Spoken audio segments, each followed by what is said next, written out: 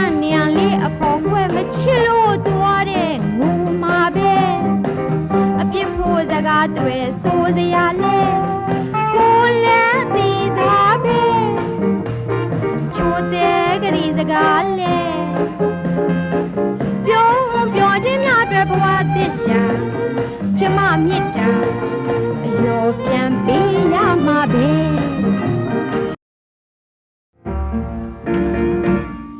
ညာ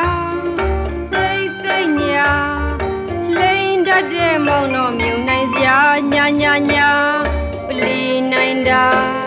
စကားအလှသာပြောလွန်းလို့သူ့ကိုမုန်းကျင်တာညာသိညာလိန်တတ်တဲ့မောင်တော်မြုံနိုင်စရာညာ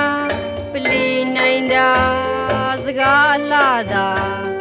ပြောလွန်းလို့သူ့ကိုမုန်းကျင်တာညာဘွာလူတဲ့လားအခရာပုံမနှွေအားသာချိုလက်စားလားမာယာကိုပြောသမျှအကျဉ်းနာဆိုတာနာရှိလို့ကြမိတာ